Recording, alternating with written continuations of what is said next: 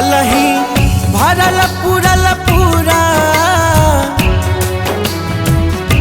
हो भलही भरल पूरल पूरा परिवार लागेला परिवार लागेला।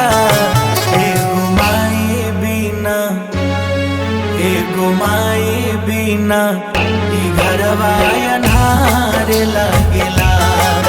एगो माई बिना ई घरवा अन्हार लागेला।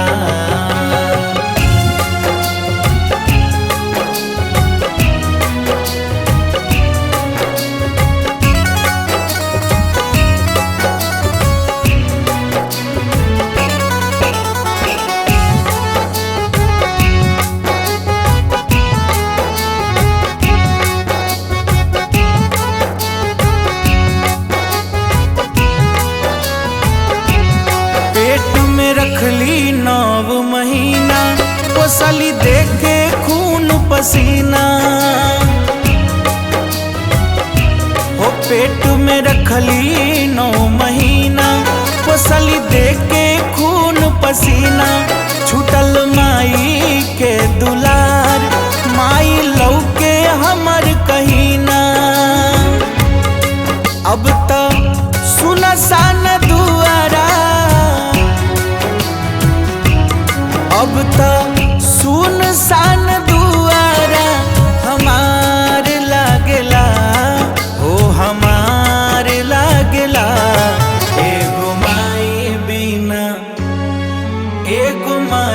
बिना घरवा अन्हार लागेला। एगो माई बिना ई घरवा अन्हार लागेला।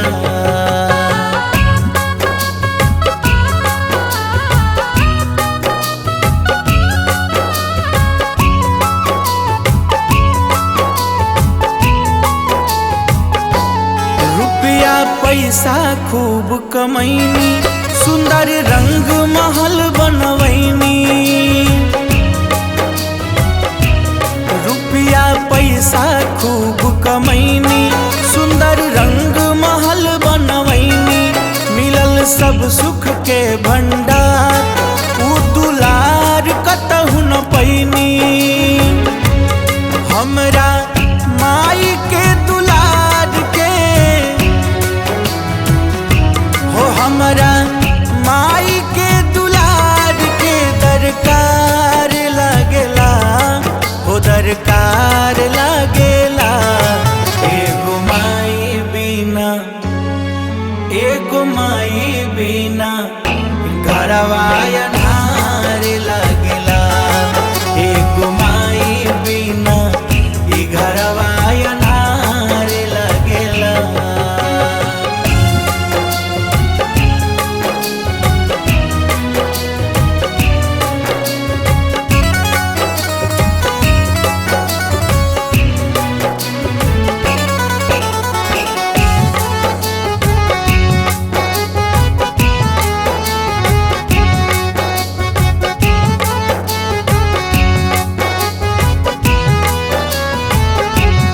बेटा राम लखन के जोड़ी माई गईलू कहवा छोरी